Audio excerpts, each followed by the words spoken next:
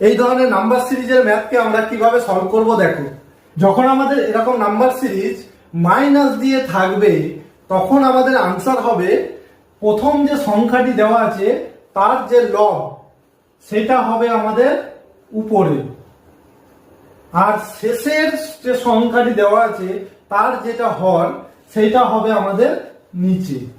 এটাই হবে আমাদের আনসার। বোঝা গেল? আর যদি আমাদের এরকম সিরিজে প্লাস দিয়ে থাকে, সবগুলো প্লাস দিয়ে যদি থাকে, তাহলে তখন কি হবে, আমাদের প্রথম যে সংখ্যাটি থাকবে তার হর হবে নিচে, আর শেষ যে সংখ্যাটি থাকবে তার লব হবে উপরে। বোঝা গেল? তাহলে আমাদের এখানে যেহেতু মাইনাস দিয়ে দেওয়া আছে, তাহলে আমরা প্রথম সংখ্যাটির লবটা বের করে নেব।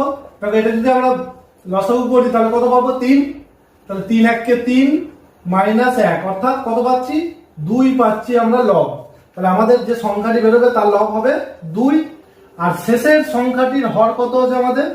না, এটারও যদি লসাগু করতাম নিচে n হতো, তাহলে আমাদের হর হবে n।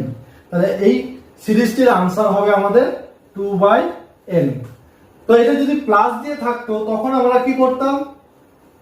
যদি প্লাস দিয়ে থাকতো তখন আমাদের কি হতো না, কি বললাম যে প্রথম যে সংখ্যাটি দেওয়া আছে তার হর সেটা হবে আমাদের আনসারের হর, অর্থাৎ 3 হবে আমাদের হর।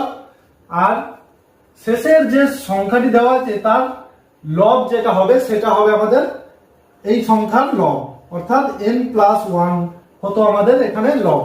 বোঝা গেল? তোমরা যদি ম্যাথটি বুঝে থাকো তাহলে এই ম্যাথটির আনসার কত হবে আমাকে কমেন্ট করে জানাও। আর যদি তোমাদের ভিডিও ভালো লেগে থাকে তাহলে ভিডিওটিকে একটি লাইক, শেয়ার, কমেন্ট করে দিও।